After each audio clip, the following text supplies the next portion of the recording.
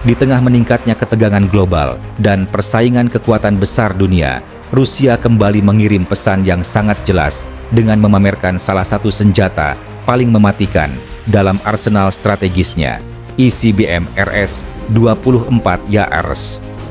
Rudal balistik antar benua ini bukan hanya sekadar proyek militer biasa. Ia adalah pilar utama deterrence nuklir Rusia, dirancang untuk satu tujuan, memastikan bahwa tidak ada musuh manapun yang berani mengambil risiko menyerang Rusia tanpa membayar harga yang tak terbayangkan. YARS berdiri sebagai simbol dari doktrin Mutual Assured Destruction, sebuah doktrin yang memastikan bahwa jika perang nuklir pecah, tidak ada pihak yang benar-benar menang. Dengan jangkauan operasional mencapai lebih dari 11.000 km, rudal ini mampu menjangkau hampir seluruh belahan dunia, mulai dari Eropa, Asia, hingga Amerika Utara. Yang membuat dunia semakin waspada adalah kemampuan YARS membawa beberapa hulu ledak nuklir independen berbasis MIRV.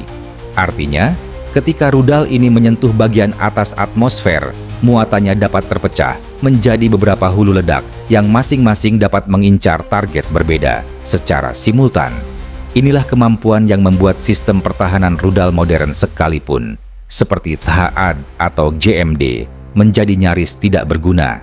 Bahkan, jika satu hulu ledak berhasil ditembak jatuh, masih ada yang lain yang akan terus melaju dan menghantam sasaran.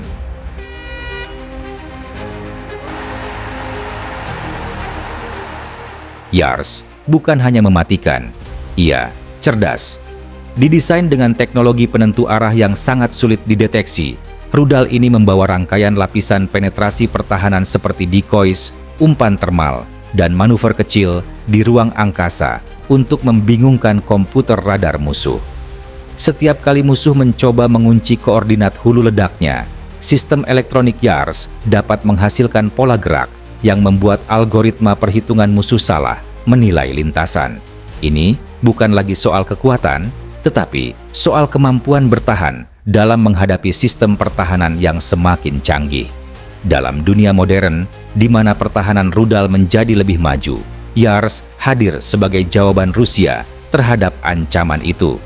Rudal ini dirancang agar mampu menembus perisai rudal negara manapun di dunia, bahkan Amerika Serikat yang telah menggelontorkan miliaran dolar dalam penelitian sistem penangkal nuklir. Fakta bahwa YARS dapat bergerak dengan platform mobile menambah kompleksitas baru.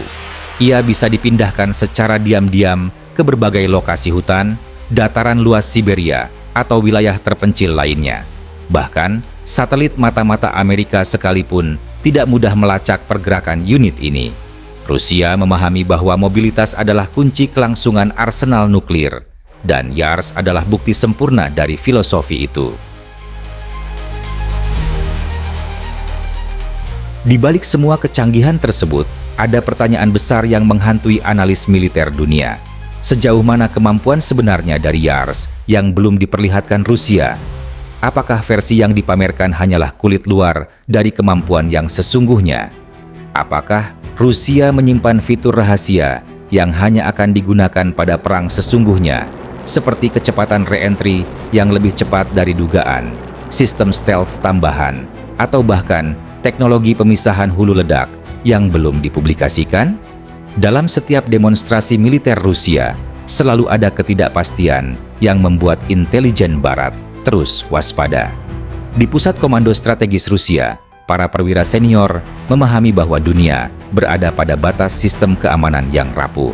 Ketika satu ICBM saja diluncurkan, seluruh sistem peringatan otomatis negara-negara besar akan aktif, memicu eskalasi yang bisa berakhir pada kehancuran global. Dalam skenario paling ekstrim, bagaimana jika satu peluncuran YARS salah ditafsirkan oleh lawan sebagai serangan penuh? Bagaimana jika sistem komputer yang salah membaca pola panas sebagai ancaman langsung dan memicu respons balas dendam? Dunia telah menyaksikan beberapa insiden serupa di masa lalu, dan fakta bahwa kita masih hidup adalah keberuntungan besar. Untuk menambah ketegangan geopolitik, demonstrasi Yars kali ini datang pada momen ketika hubungan antara Rusia dan negara-negara Barat berada pada titik terburuk dalam beberapa dekade. Banyak yang menilai bahwa pameran kekuatan ini adalah pesan langsung kepada NATO, bahwa Rusia masih memegang tombol yang mampu mengubah peta dunia dalam hitungan menit. Ketika kendaraan peluncur Yars bergerak perlahan melewati jalan-jalan kota dalam parade militer, setiap kamera, setiap analis, dan setiap pasukan asing tahu bahwa mereka sedang menyaksikan salah satu sistem persenjataan paling berbahaya di muka bumi. Pertanyaannya adalah, apakah ini hanya pameran ataukah peringatan? Dalam skenario perang modern, Yars memainkan peran besar dalam strategi Rusia's Strategic Missile Forces. Kemampuan meluncur dari silo bawah tanah dan platform mobile membuat musuh tidak bisa menghancurkan sistem ini dengan serangan mendadak. Bahkan, jika musuh menggunakan puluhan rudal presisi untuk menghantam lokasi silo, masih ada ratusan launcher mobile yang tersebar dan siap membalas dalam sekejap. Itulah inti dari deterrence. Jika musuh tidak bisa memusnahkan kemampuan balasan Anda, mereka tidak akan berani menyerang. Namun yang lebih menakutkan adalah sistem komando otomatis Rusia bernama Perimeter atau yang dikenal sebagai Dead Hand.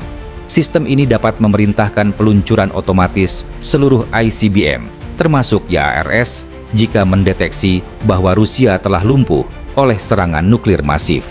Artinya, bahkan jika seluruh pemimpin militer dan politik Rusia hancur dalam detik pertama konflik, Yars tetap akan membalas untuk memastikan kehancuran total musuh.